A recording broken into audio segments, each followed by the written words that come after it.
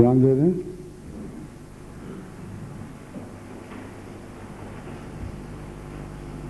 اللہ اکبر اللہ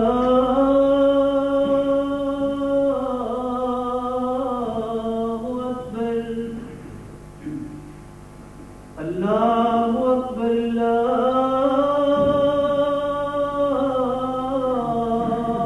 اکبر اشہد ان لا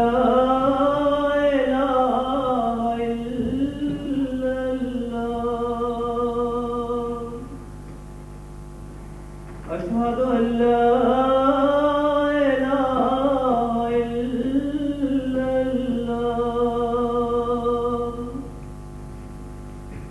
أشهد أن محمدا رسول الله أشهد أن محمدا رسول الله حي على الصلاة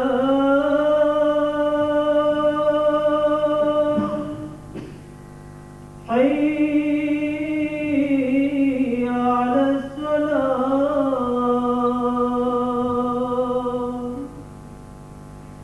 حي على الفلاح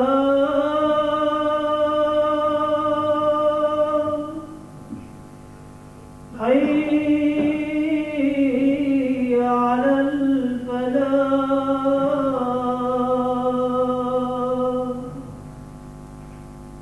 اللہ اکبر اللہ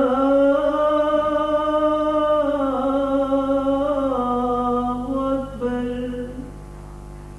لا الہ الا اللہ.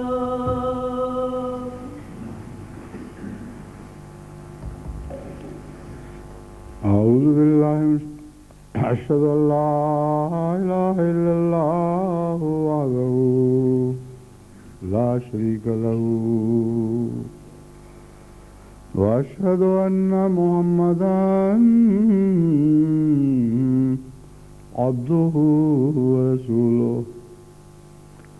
أما بعد فأعوذ بالله من الشيطان الرجيم. بسم الله الرحمن الرحيم. الحمد لله رب العالمين الرحمن الرحيم مالك يوم الدين. إياك نعبد وإياك نستعين.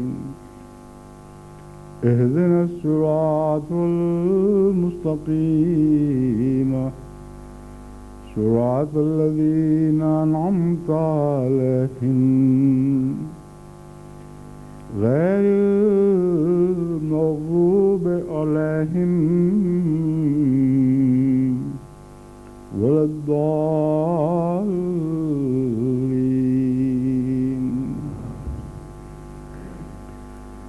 وأطيعوا الله وأطيعوا الرسول فإن توليتم فإنما على رسولنا البلاغ المبين. الله لا إله إلا هو وعلى الله فليتوكل المؤمنون. يا أيها الذين آمنوا إن من أزواجكم وأولادكم عدوا لكم فاحذروهم وإن تعفوا وتصفحوا وتغفروا فإن الله غفور رحيم. سورہ تغابن آیات 13 تا 15.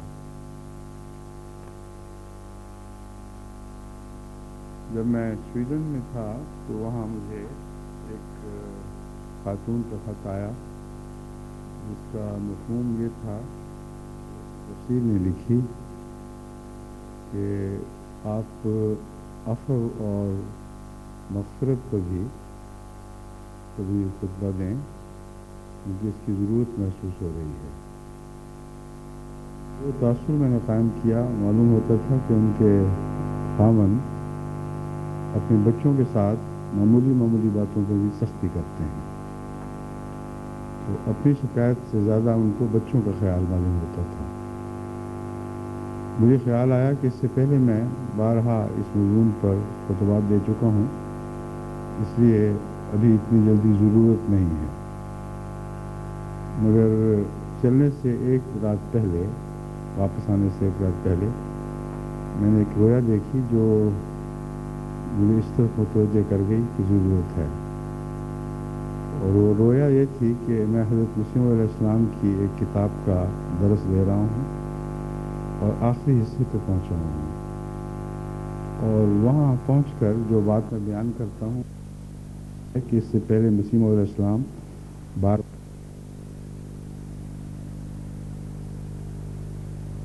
نصیحت کرتا ہوں کہ جب تک تم حضرت مسیح علیہ السلام کا مزاج نہیں سمجھو گے، آپ کی تحریرات کا حقیقی مفہوم پا نہیں سکتے، اور یہ تکرار نہیں بلکہ اصرار ہے،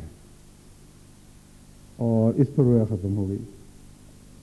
باقی باتیں میں نے آنکھ کھلنے کے بعد سوچی تو میں حیران رہ گیا کہ جو بات میں سوچ رہا تھا کہ میں تکرار ہوگی اگر میں یہ باتیں کروں گا دوبارہ، اسی میرے وہم کا جواب مجھے رویا میں بتایا گیا ہے کہ بعض باتیں بار بار اس لیے ضروری ہیں کہ ان پر اصرار کیے بغیر لوگ سمجھتے نہیں، بس تکرار وہ چیز ہے جو سمجھ میں آ چکی ہو اور پھر بے وجہ انسان اسے دہرائے، اور اصرار وہ ہے کہ ایک بات بار بار کہی جائے اور کوئی نہ سمجھے، اور پھر سمجھایا جائے اور پھر نہ سمجھے اور پھر سمجھایا جائے، یہاں تک کہ انسان بلاغ کا حق ادا کر دے۔ اس رویا کے بعد میں نے فیصلہ کیا کہ لازماً میں اس کی طرف پھر توجہ دوں گا، اور یہ آیت کریمہ جو آج کے لیے منتخب ہوئی ہے، یہ معین طور پر تو میں نے نہیں کی تھی، مگر پرائیویٹ سیکرٹری صاحب کو جو میں نے بتایا کہ اس مضمون پہ آیت چاہیے، تو اللہ تعالیٰ کا تصرف ہے کہ وہ آیت چنی انہوں نے وہ آیت چنی جو بین ہی اس مضمون پر صادق آ رہی ہے، اور سب سے پہلی آیت بلاغ کے مضمون کو کھول رہی ہے۔ چنانچہ اللہ تعالیٰ فرماتا ہے وَأَطِیعُوا اللَّهَ وَأَطِیعُوا الرَّسُولَ، اللہ کی اطاعت کرو اور رسول کی اطاعت کرو، فَإِن تَوَلَّيْتُمْ، پس اگر تم پھر جاؤ گے، فَإِنَّمَا عَلَىٰ رَسُولِنَا الْبَلَاغُ الْمُبِينُ، تو یاد رکھو ہمارے رسول پر تو اس کے سوا کچھ فرض نہیں ہے کہ خوب کھول کھول کر بات کو بیان کر دے۔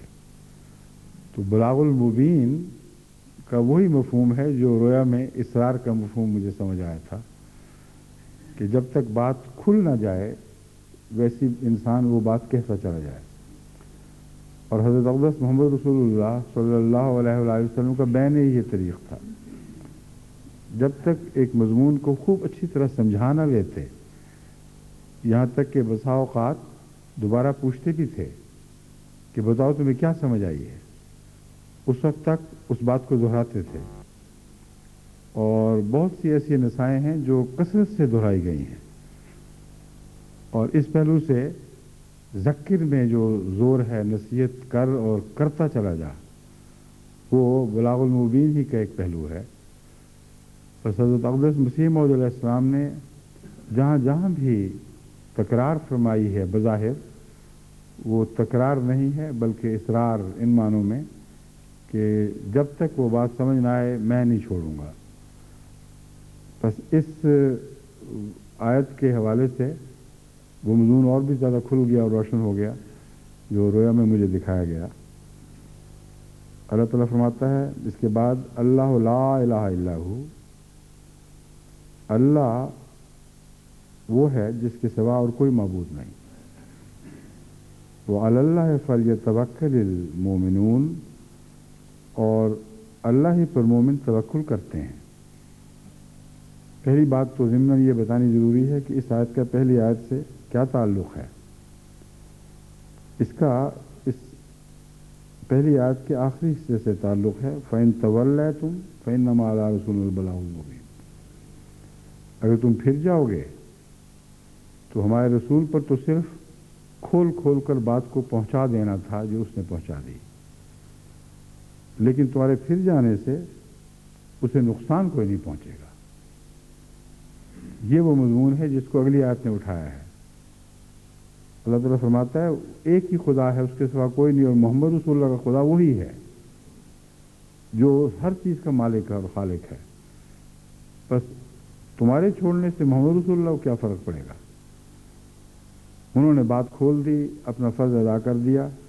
अब अगर तुम फिरते हो तो एक कौड़ी का भी फ़र्क, एक ज़र्रा भी फ़र्क मोहम्मद रसूलुल्लाह सल्लल्लाहु अलैहि वसल्लम को नहीं पड़ेगा, क्योंकि अल्लाह आपको नहीं छोड़ेगा। और तुम भी यही रंग इख्तियार करो, व अलल्लाहि फलयतवक्कलिल मोमिनून। बस चाहिए कि मोमिन खुदा ही पर तवक्कुल किया करें, जैसा कि हज़रत अक़दस मोहम्मद रसूलुल्लाह को तमाम तर तवक्कुल अपनी नसीहत पर नहीं बल्कि अल्लाह पर था। और यह तवक्कुल अल्लाह का मज़मून दुआओं की तरफ भी मुतवज्जे करता है। और इस ताल्लुक़ में भी हज़रत अक़दस मसीह मौऊद अलैहिस्सलाम की एक नसीहत मौजूद है। एक बाप के मुतल्लिक़ जब सख्ती की इतला मिली कि बहुत सख्ती करता है, तो हज़रत अक़दस मसीह मौऊद अलैहिस्सलाम ने उसे शिर्क करार दिया, सख्त नाराज़गी का इज़हार फरमाया। और अल्लाह ला इलाहा इल्लहू का मज़मून जो है, ये तौहीद की तरफ जो गैर मामूली तवज्जो दिलाई गई है, इससे मुराद ये है कि बलाग तुम्हारा काम है और ज़बरदस्ती तुम्हारा काम नहीं है। और अगर तुम ये समझोगे कि तुम ज़बरदस्ती किसी को ठीक कर दोगे तो ये शिर्क है। और याद रखो, अल्लाह के सिवा और कोई माबूद नहीं है।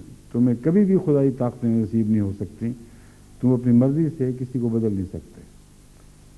तो हज़रत मसीह मौऊद अलैहिस्सलाम ने भी यही मज़मून उस मौके पर, जो एक शिकायत से ताल्लुक़ रखता है, एक शख्स जो वैसे तो हज़रत इस्लाम पर ईमान लाने वाले बज़ाहिर एक बुज़ुर्ग सहाबी थे, मगर उनके दिल में कोई ऐसा रखना था जिसकी इस्लाह ज़रूरी थी। वो अपनी औलाद पर बहुत ज़्यादा सख्ती करते थे। हज़रत मसीह मौऊद अलैहिस्सलाम ने सख्त नाराज़गी का इज़हार फरमाया और कहा कि तुम मुशरिक हो अगर ये काम करते हो। तुम समझते हो तुम खुद ठीक कर लोगे, ये हो नहीं सकता, इसलिए दुआ पे जोर दो। और ये जो अगला आयत का हिस्सा है, व अलल्लाहि फलयतवक्कलिल मोमिनून, का मतलब ये है कि जब जो लोग रसूलुल्लाह सल्लल्लाहु अलैहि वसल्लम की नसीहत से असर लेने की बजाय पीठ फेर कर चले जाते थे, तो उनको फिर भी उस हाल में छोड़ा नहीं करते थे। अपनी नसीहत के असरअंदाज होने के मुतालिक अल्लाह पर तवक्कुल फरमाया करते थे। और अल्लाह आपकी दुआओं को सुनता था, और जहाँ बलाग बज़ाहिर नाकाम रहा वहाँ तवक्कुल अल्लाह कामयाब हो जाता था, क्योंकि असल तो वही माबूद है जिसके कब्ज़ा कुदरत में हर चीज़ है। तो कितना अज़ीमुश्शान मज़मून है जो इन आयात में एक तरतीब के साथ, एक तदरीज के साथ आगे बढ़ रहा है। फरमाया अल्लाह पर तवक्कुल करो। रसूलुल्लाह का भी यही तरीक़ था कि अपने आप को पीछे छोड़ कर जाने वालों को इस तरह तर्क नहीं फरमा देते थे कि अब उनका मामला खुदा पर, अब मैं छोड़ता हूँ उनको, बल्कि उनके लिए दुआएं करते थे और अपने बलाग के कामयाब होने से मुतल्लिक खुदा की तरफ मुतवज्जे होते थे। अब ये भी वही मज़मून है जो हज़रत मसीह मौऊद अलैहिस्सलाम ने हुज़ूर सल्लल्लाहु अलैहि वसल्लम की अज़ीम कामयाबी के राज के तौर पर बयान फरमाया। वहाँ बलाग को नहीं पेश किया, वहाँ दुआ और तवक्कुल अल्लाह को पेश किया है। आपको जो आखिरी अज़ीम कामयाबी नसीब हुई है वो दुआओं के नतीजे में अल्लाह ताला के तवक्कुल, अल्लाह ताला पर ज़ात पर जो तवक्कुल था उसको मलहूज़ रखते हुए जो आपने दुआएं की हैं, تو ایسی دعائیں کی ہیں کہ خدا تیرے سوا اب کوئی تبدیلی نہیں کر سکتا اس دنیا میں، اور تو ہی ہے جو انقلاب برپا کرے گا۔ اور جب ایسی دعائیں کیں تو اللہ نے انقلاب برپا کر دیا، اور وہ انقلاب ایک عظیم معجزہ ہے جس کی کوئی مثال نبوت کی تاریخ میں آپ کو کہیں دکھائی نہیں دے گی، کہ کوئی نبی وفات نہ پائے جب تک کہ اپنی ساری قوم کی کایا نہ پلٹ دے۔ وہ قوم جو اس کی خون کی پیاسی ہو، جو شرک میں انتہا درجے تک ڈوب چکی ہو، کسی کے علم میں کوئی مثال ہے تو لا کے تو دکھائے۔ اس کی پسنگ مثال بھی کہیں، اس کے پسنگ کی مثال بھی ساری دنیا میں مذہبی تاریخ میں آپ کو دکھائی نہیں دے گی، ایک محمد رسول اللہ۔ تو جیسا اللہ ایک ہے، اللہ پر توکل کرنے والا بھی دراصل ایک ہی تھا، یعنی حضرت محمد رسول اللہ صلی اللہ علیہ وسلم، جن کی کوئی مثال تاریخ انبیاء میں سے اور ایسی دکھائی نہیں دیتی۔ درجہ بدرجہ سبھی توکل کرنے والے تھے، درجہ بدرجہ سبھی نے دعاؤں کا فیض پایا، مگر کسی کی دعائیں ایسی ثابت نہیں جس نے ساری قوم کی کایا پلٹ دی ہو، سوائے حضرت اقدس محمد مصطفیٰ صلی اللہ علیہ وسلم کے۔ پھر خدا تعالیٰ اس کے بعد فرماتا ہے اس نصیحت کے مضمون کو اپنے گھر اور ماحول پر اطلاق کرتے ہوئے، مطلب یہ قاعدہ کلیہ ہے، یہ ازلی ابدی راز ہیں نصیحت کی کامیابی کے۔ تم بھی ان کی طرف توجہ کرو اور گھر سے بات شروع کرو، اور یہ نہ سمجھنا کہ تمہارے خونی اقربات تمہارے ہیں، جس طرح چاہو ان سے سلوک کر لو۔ جو اصول خدا تعالیٰ نے بیان فرمائے ہیں اگر تم نے ان کو نظر انداز کیا تو تمہاری اپنی صلب سے تمہارے دشمن پیدا ہو سکتے ہیں۔ بس یہی وہ مضمون ہے جو حضرت مسیح موعود علیہ السلام نے ان کو بتایا کہ تم اپنی اولاد کو اپنے ہاتھوں سے ضائع نہ کرو، اپنا دشمن نہ بناؤ، کیونکہ تم حضور صلی اللہ علیہ وسلم کی سنت کے مطابق عمل نہیں کر رہے۔ چنانچہ اللہ تعالیٰ فرماتا ہے یا ایھا الذین آمنوا ان من ازواجکم واولادکم عدوا لکم۔ کیوں غور نہیں کرتے، کیوں فکر نہیں کرتے؟ تمہاری اپنی بیویاں، تمہاری اپنی اولاد تمہاری دشمن ہے، یعنی ان میں سے تمہاری دشمن ہے۔ مراد یہ ہے کہ کچھ ایسے لوگ ہیں جو ایسے بد نصیب ہیں کہ گویا ان کی بیویاں بھی ان کی دشمن ہو سکتی ہیں اور ہو جاتی ہیں، اور ان کی اولاد بھی ان کی دشمن ہو سکتی ہے اور ہو جاتی ہے۔ کیوں ہوتی ہے؟ ان کی غلط نصیحت اور غلط تربیت کے رنگ کی وجہ سے۔ چنانچہ یہ کہنے کے بعد، یہ تنبیہ کرنے کے بعد فاحذروا ہو، ان کے معاملے میں احتیاط سے کام لو۔ وَإِن تَعْفُوا وَتَصْفَحُوا وَتَغْفِرُوا فَإِنَّ اللَّهَ غَفُورٌ رَحِيمٌ۔ اب 3 طریق ہیں نصیحت کے، اپنے گھر میں بھی وہی استعمال کرو۔ اگر تم ایسا کرو گے تو اللہ تمہاری غلطیوں سے بھی مغفرت کا سلوک فرمائے گا، اور کوئی بد اثر ان کا تمہاری اولاد پر نہیں پڑنے دے گا۔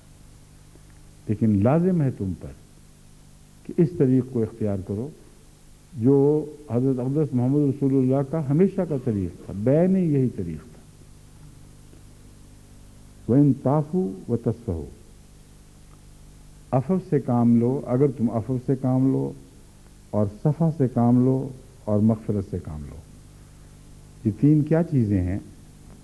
بظاہر تو عفو اور صفح کو ایک ہی معنوں میں سمجھا جاتا ہے، یعنی درگزر، اور ایک ہی سا ترجمہ بھی ملتا ہے، مگر ان میں فرق ہے۔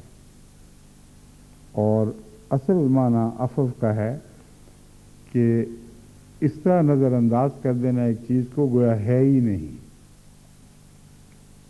گویا موجود ہی نہیں تھی۔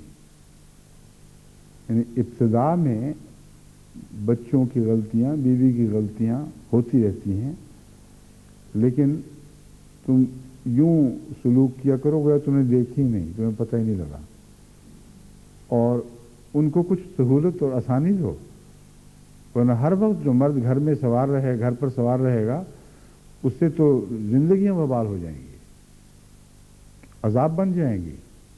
ہر وقت دیکھ رہے، ہر وقت میخ نکالنا، ہر وقت نقائص ڈھونڈنا، یا نہ بھی ڈھونڈے تو نظر آ ہی جاتے ہیں۔ تو فرمایا جو لوگ اکٹھے رہتے ہیں ان پر لازم ہے کہ عفو سے کام لیں. اکثر ایسا وقت گزاریں کہ گویا ان کو پتہ ہی نہیں کیا ہو رہا ہے، لیکن ہر چیز میں نہیں، وہ بدخلقیاں، وہ معمولی باتیں جو آغاز میں ہلکے طور پر ظاہر ہوا کرتی ہیں، یعنی ابھی جرم نہیں بنتی، اور بعض خطائیں ہیں، برتن گر کے ٹوٹتا ہے، ٹھوکر لگ جاتی ہے کسی چیز سے، کسی چیز کو نقصان پہنچ جاتا ہے، کھانا دیر میں پکا، روٹی جل گئی. یہ وہ ساری چیزیں ہیں جو گھر کے روزمرہ کے معاملات ہیں جن میں عفو لازم ہے. انسان اس طرح دیکھے جیسے کچھ ہوا ہی نہیں، کچھ دیکھا ہی نہیں، اس طرح سنے جیسے کچھ سنا ہی نہیں. یہ عفو کا معنی ہے.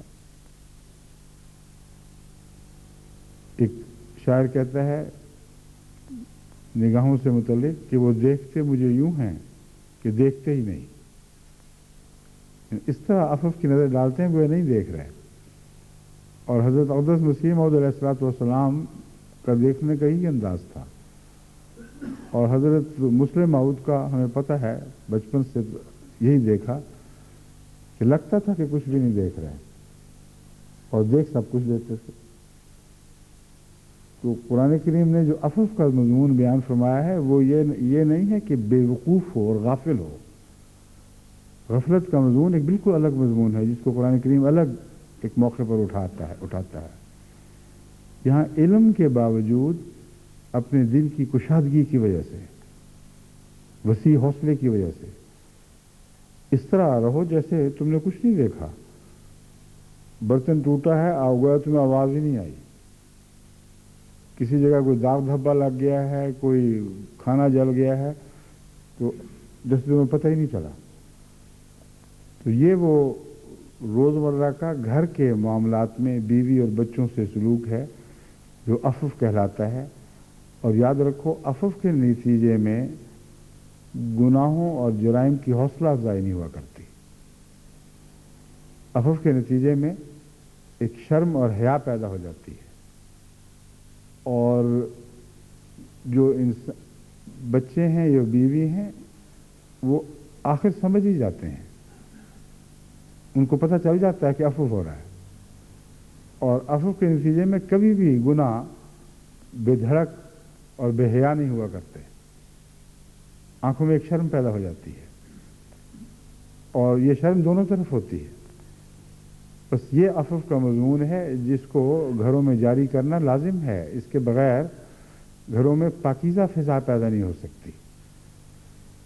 بعض عورتوں کو میں نے دیکھا ہے، وہ ایک دفعہ میری موجودگی میں ایک عورت نے اپنے بچے کو کہا کہ ایسا دھوتر ماروں گی کہ منہ تیرا ادھر پھر جائے گا.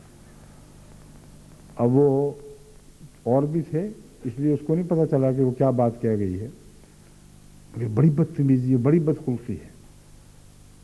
معلوم ہوتا ہے کہ ایسی عورت کی ماں ایسی تھی.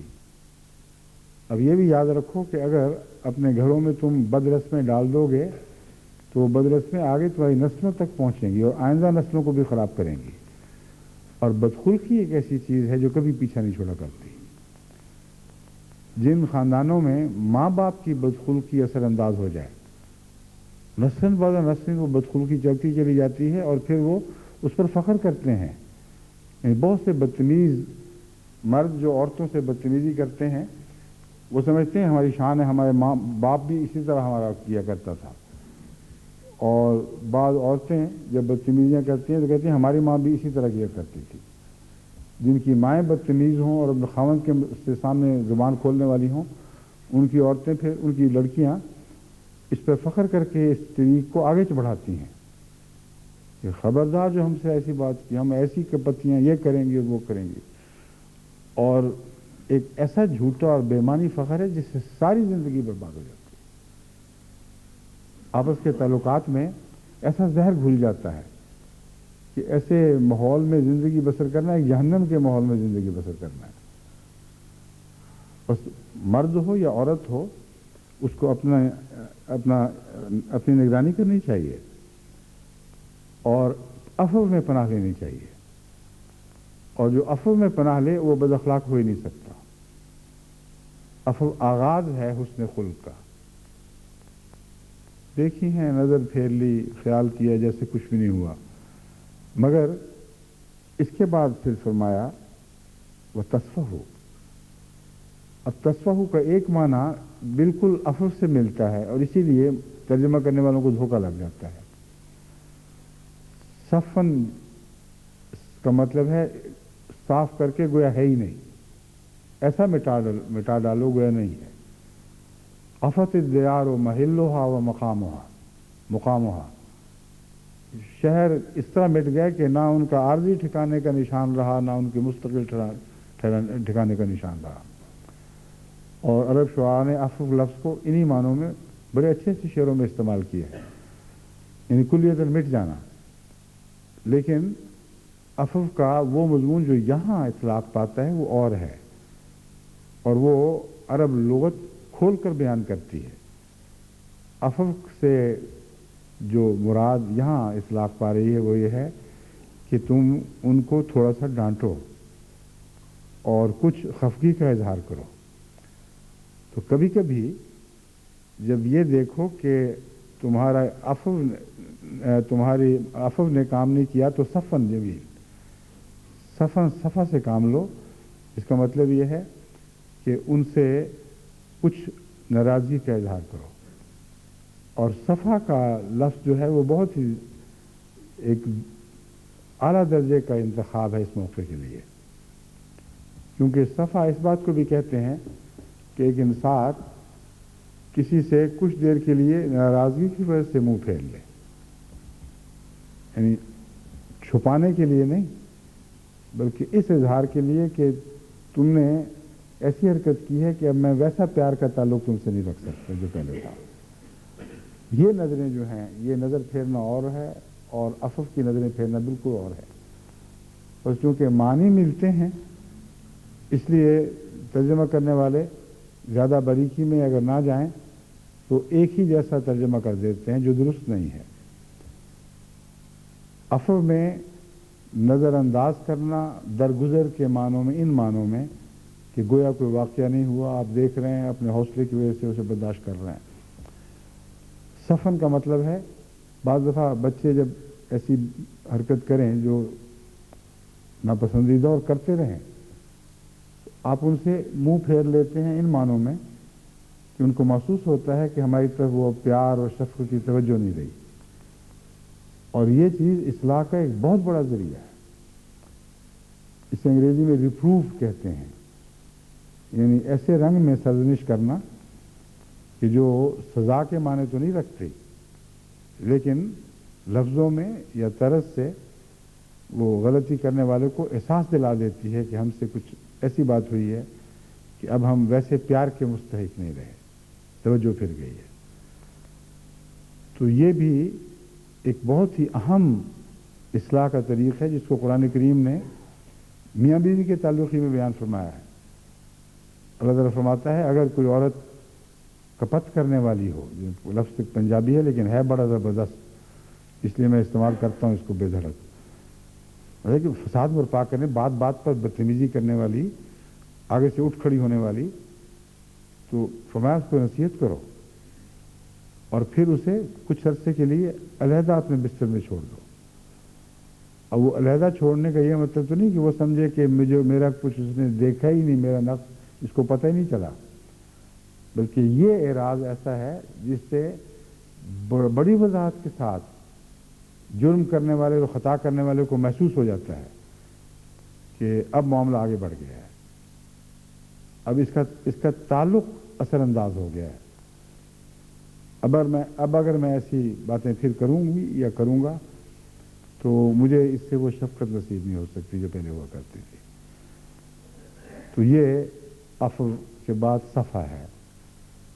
چنانچہ صفا میں یہ بھی مضمون بیان کیا گیا ہے کہ ایک انسان ناراضگی کے اظہار پر اپنا گھر چھوڑ کر باہر نکل جائے۔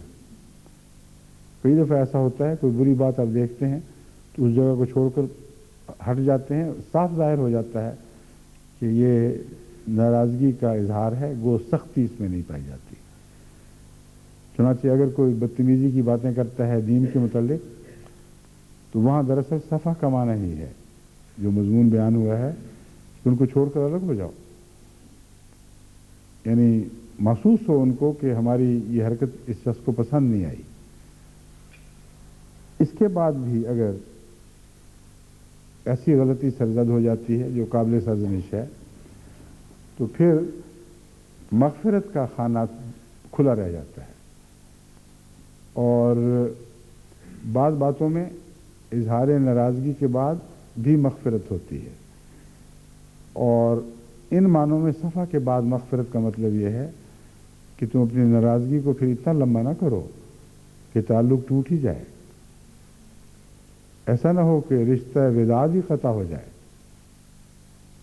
کچھ حوصلہ دکھاؤ پھر، اور واپسی کے سفر کے لیے مغفرت سے کام لو.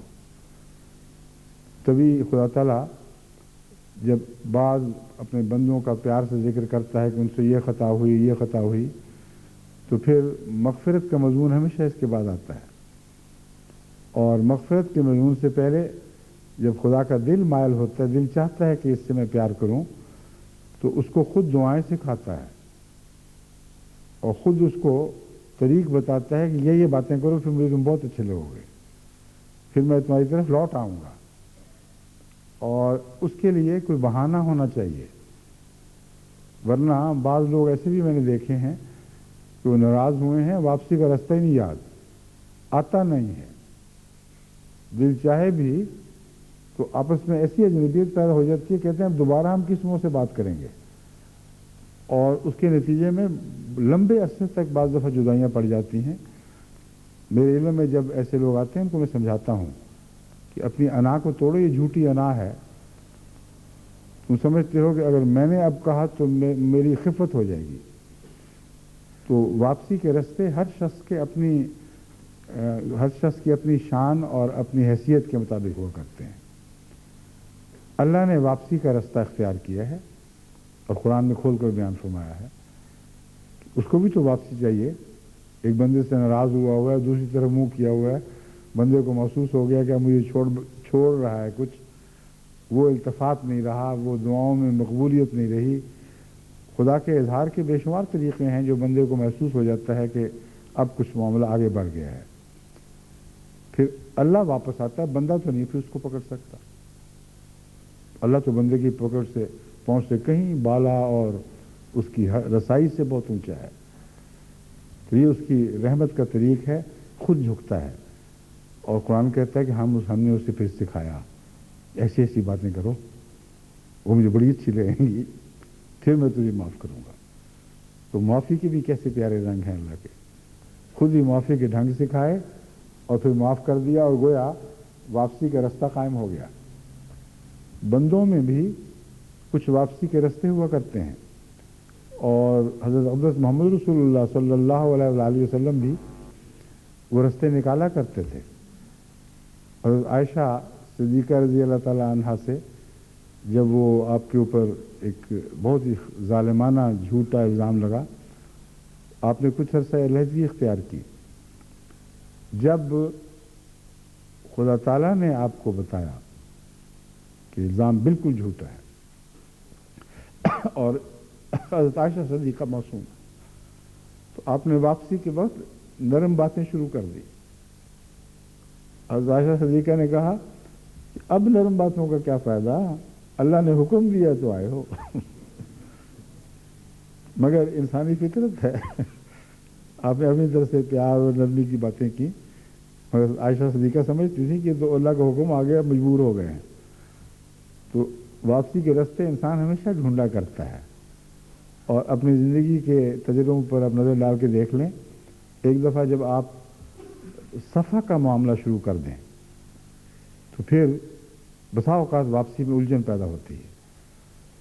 اور حضرت صلی اللہ علیہ وآلہ وسلم نے اس سلسلے میں بہت سے پیارے انداز دکھائے جن سے پتہ چلتا ہے کہ عفو کے لیے، یعنی مغفرت کے لیے صفحہ کے بعد رستہ بنانا چاہیے اور انسان کو واپس لوٹنا چاہیے.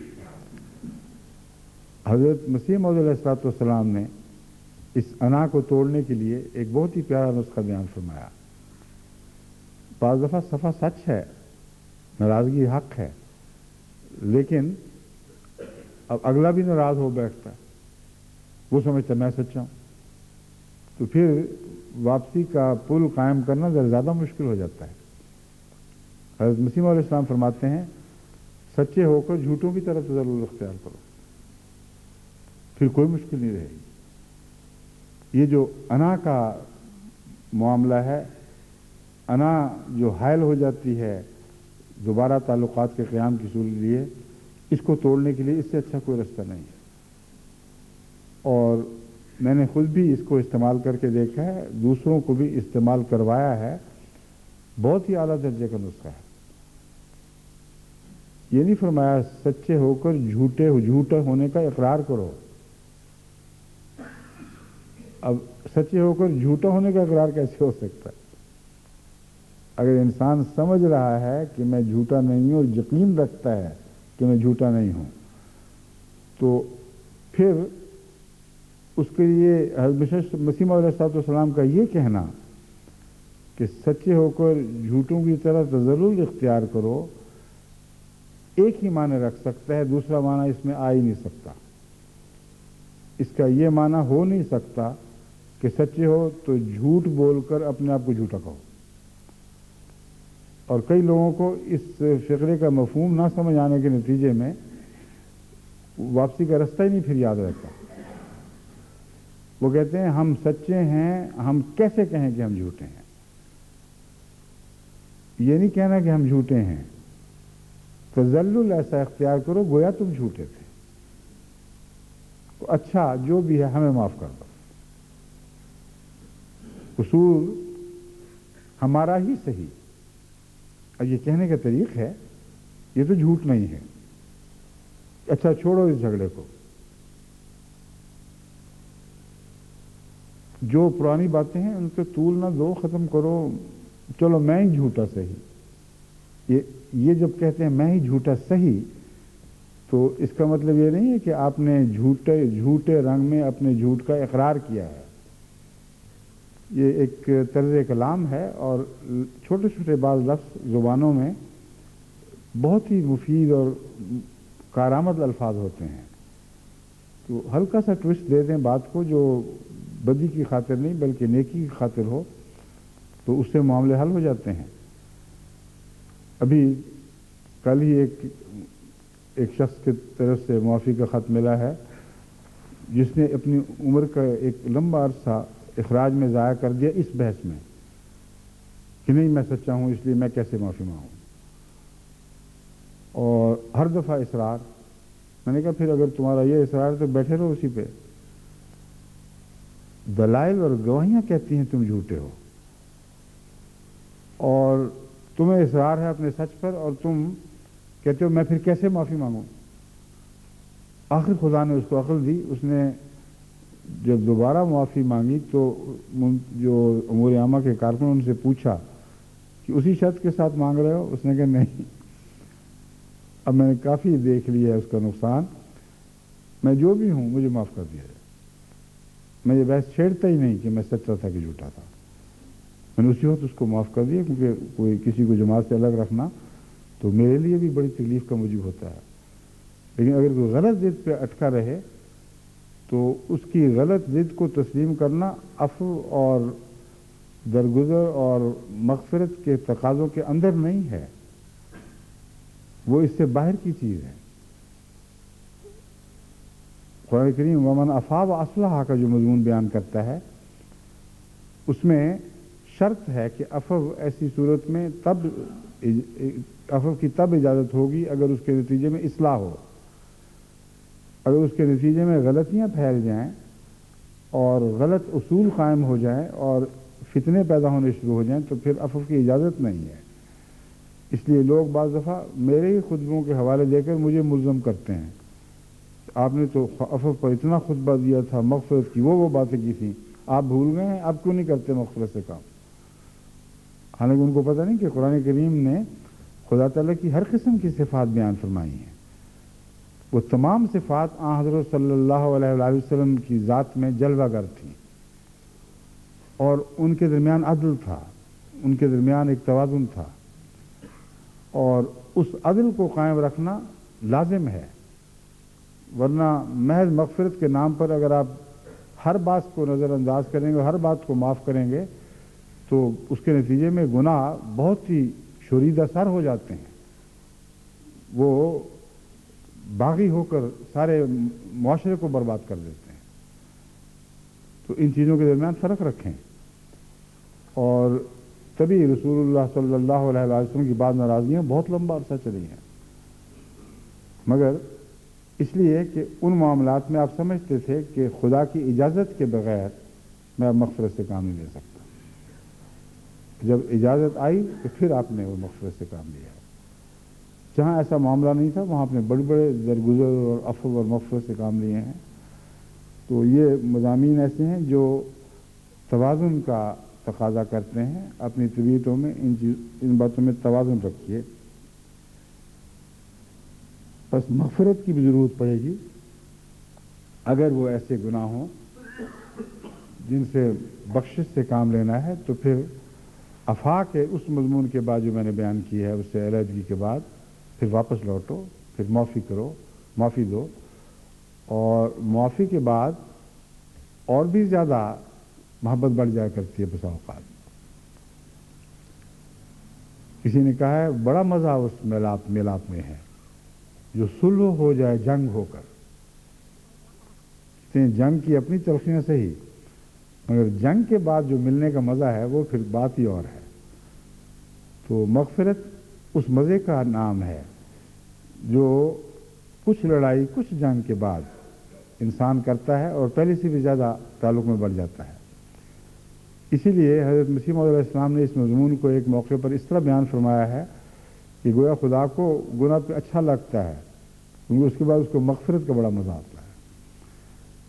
وہ میں نے ایک موقع پہ تفصیل سے سمجھایا تھا کہ حضرت مسیح علیہ السلام کا یہ مطلب نہیں ہے جو تم سمجھ رہے ہو، لیکن یہ اپنی جگہ لازم ہے کہ اللہ تعالیٰ چونکہ غفور الرحیم ہے، اس کو مغفرت کا اس لیے لطف آتا ہے کہ اس کی مغفرت کے نتیجے میں گناہوں کو حوصلہ نہیں بڑھتا، بلکہ گناہ مٹتے ہیں اور خدا سے پیار بڑھ جاتا ہے بندے کا۔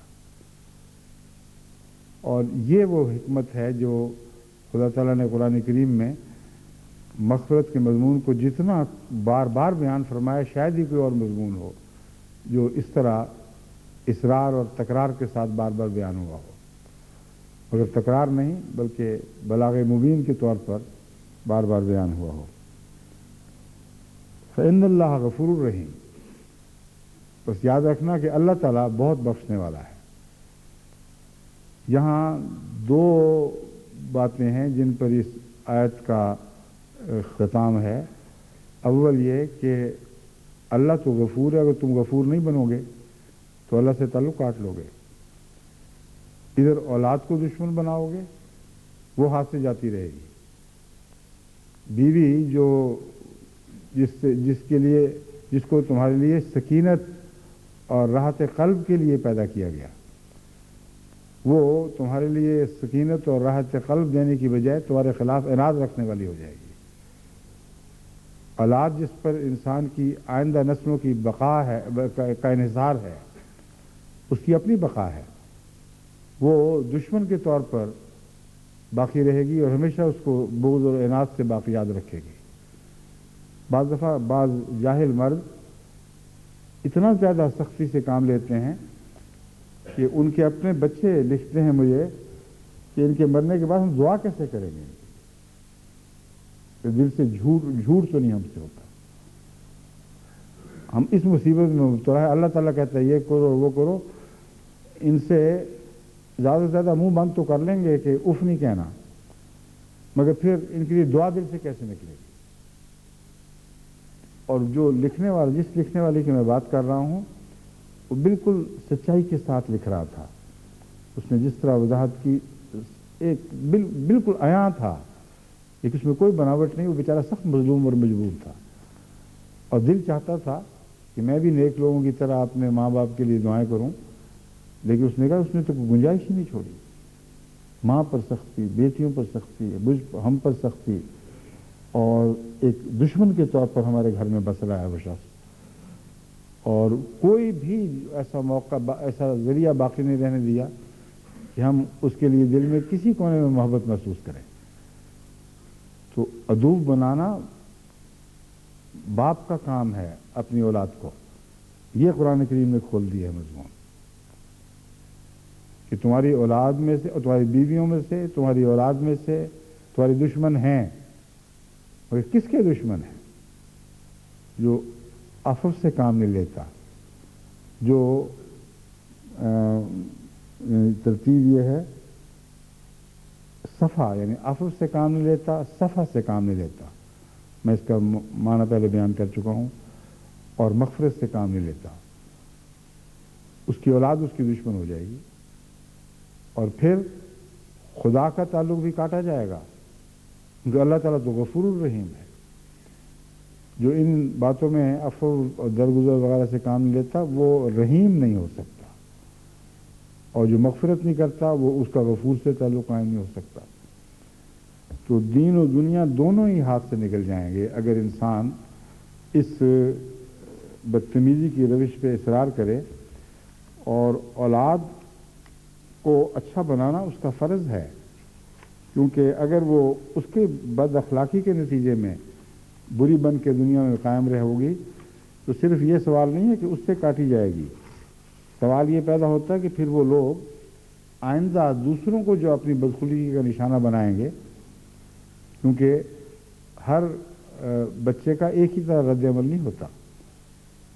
بعض تو وہ ہیں جیسا کہ میں نے بیان کیا، تکلیف محسوس کرتے ہیں، بے قراری محسوس کرتے ہیں، دعاؤں کے لیے خط لکھتے ہیں کہ خدا کے لیے ہمیں کچھ بتائیں، ہم کیا کریں، ہم بد بننا نہیں چاہتے اللہ کی نظر میں، مگر بے اختیاری کا عالم ہو گیا ہے۔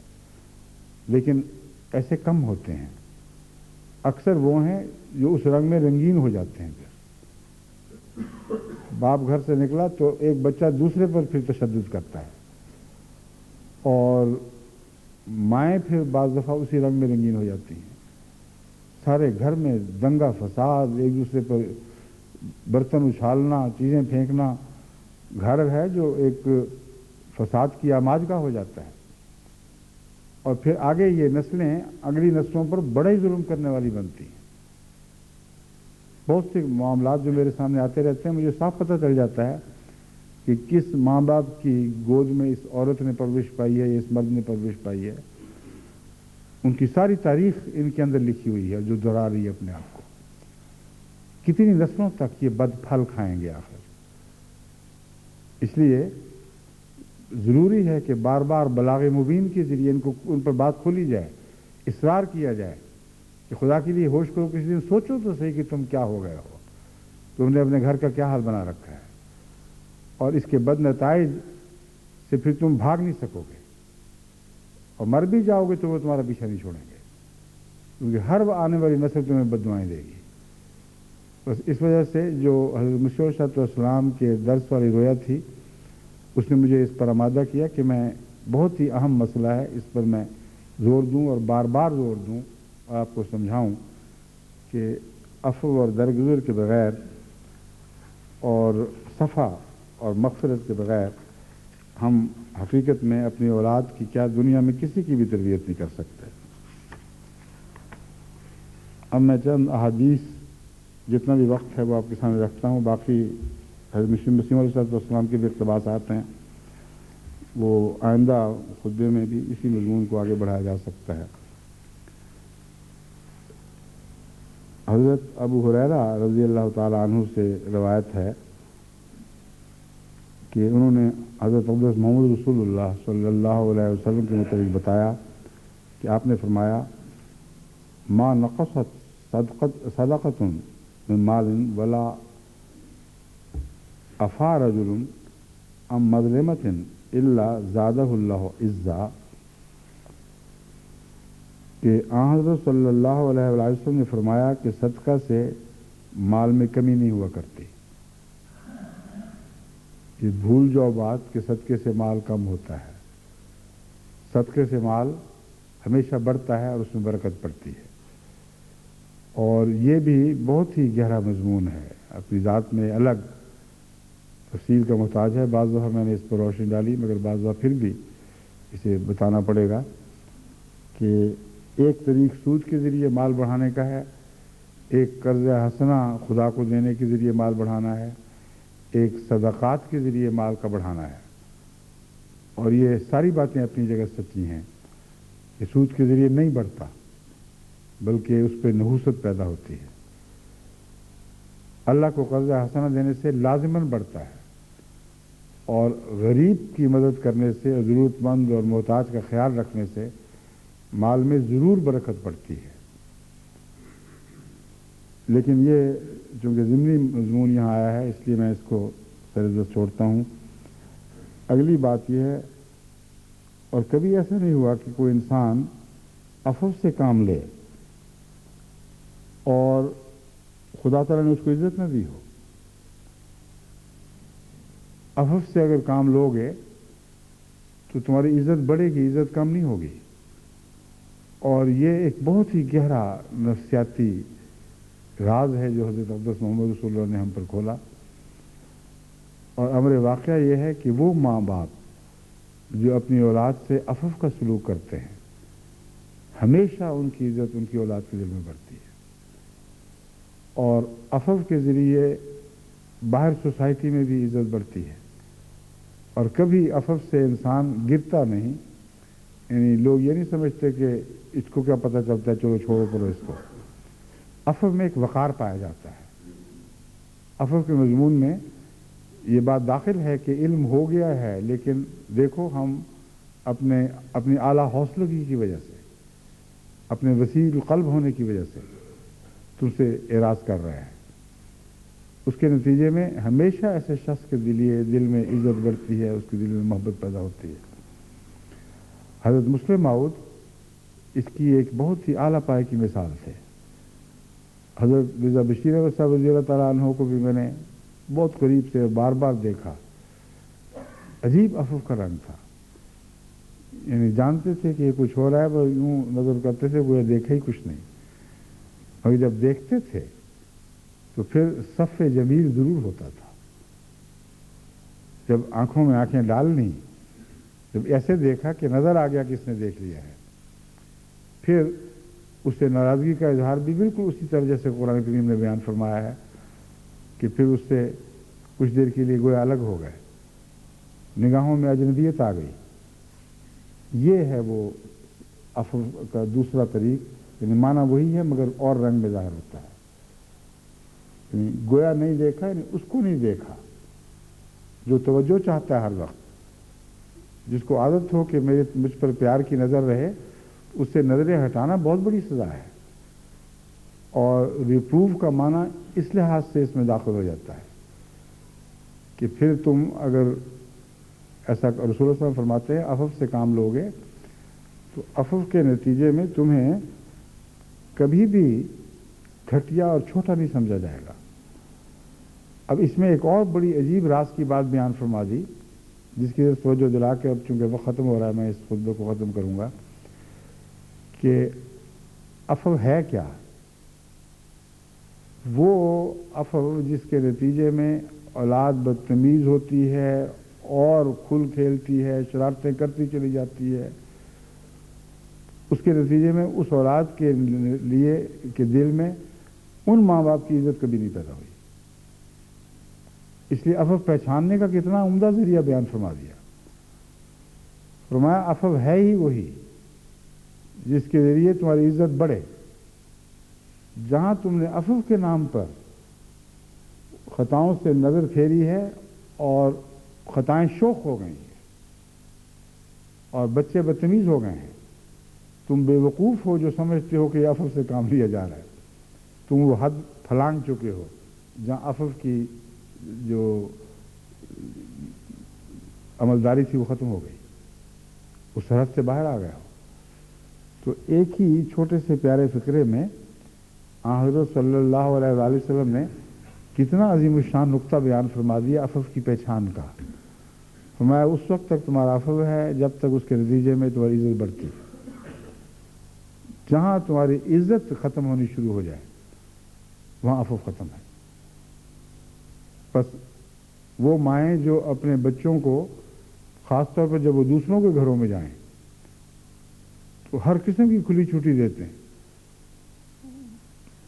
دوڑی پھرتے ہیں, آوازیں نکالتے, چیخیں مارتے, بدتمیزی کے اظہار, اور ان کے ہنسنے کی طرز میں بھی بدتمیزی پائی جاتی ہے, اور جو میزبان ہے اس کو تکلیف پہنچ رہی ہے, اس کے بچے حیران ہو جاتے ہیں یہ کیا ہو رہا ہے, اور ماں بیٹھی ہے بحث, پرواہی کوئی نہیں, اور وہ پھر ان کی قیمتی چیزیں, انہوں نے سجاوٹ کی چیزیں رکھی, اٹھا کے وہ پھینکی, کوئی شیشہ توڑ دیا بہت قیمتی, کوئی اور چیز کو کسی کو نقصان پہنچا دیا, اور ماں بس بڑا شرارتی ہے, ایسا نہ کرے کر.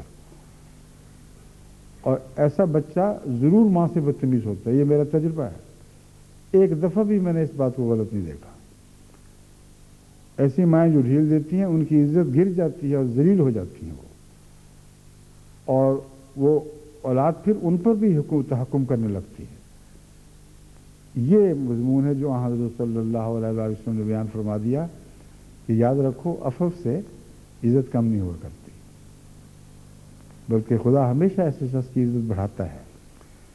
جہاں کم ہوتی دیکھو گے وہاں تم عفو کی حدیں پھلانگ گئے, اس لیے لازم ہے تم پر کہ تم اپنی نگرانی کرو اور عفو کی حد سے باہر نہ نکلو. بس میں امید رکھتا ہوں کہ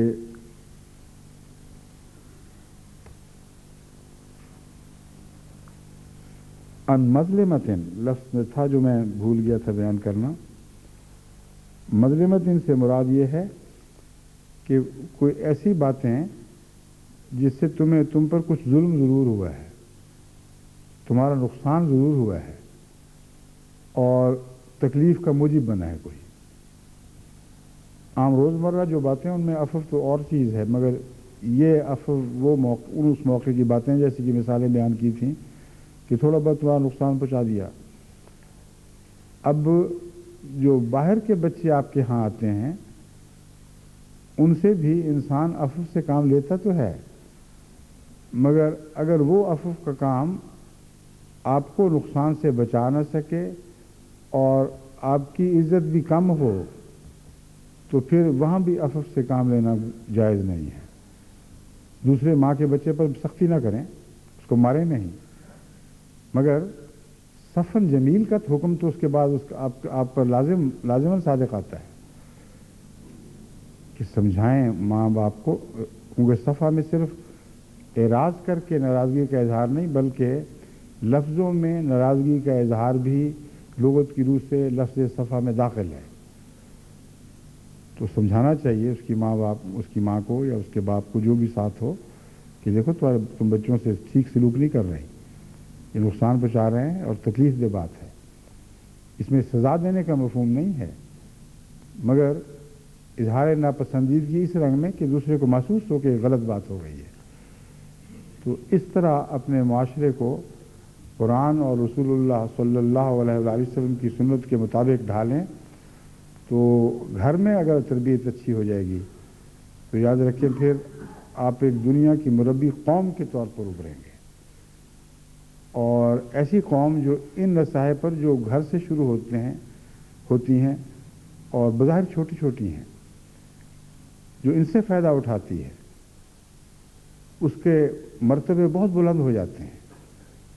اور زیادہ اللہ کا جو مضمون ہے وہ حضرت صلی اللہ علیہ وسلم نے یہ فرمایا ہے کہ اللہ عزت دیتا ہے اس کو.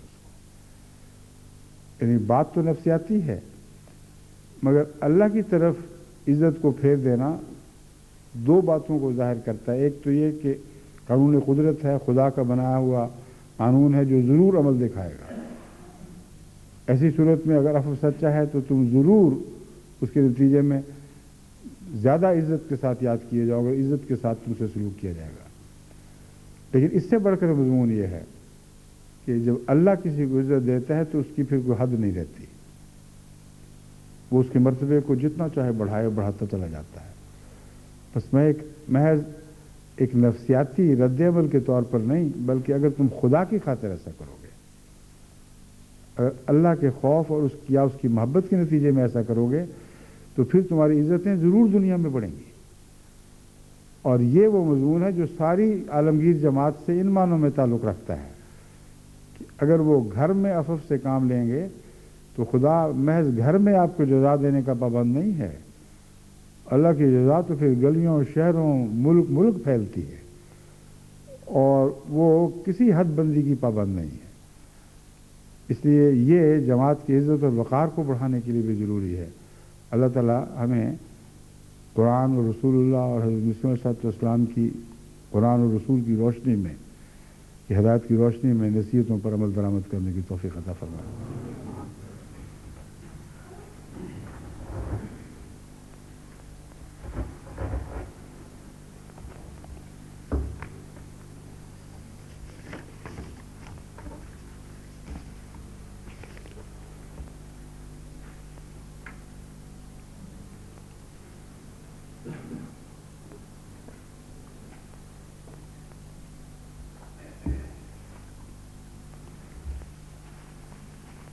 الحمد لله نحمده ونستعينه ونستغفره ونؤمن به ونتوكل عليه ونعوذ بالله من شرور أنفسنا ومن سيئات أعمالنا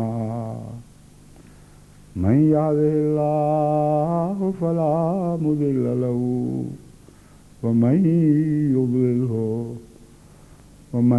يضلله فلا هادي له ونشهد أن لا إله إلا الله وحده لا شريك له ونشهد أن محمدا عبده ورسوله. عباد الله رحمكم الله إن الله يأمر بالعدل والإحسان وإيتاء ذي القربى وينهى عن الفحشاء والمنكر والبغي يعظكم لعلكم تذكرون.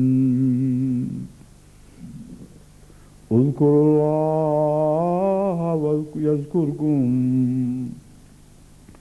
وادعوه يستجب لكم ولذكر الله أكبر.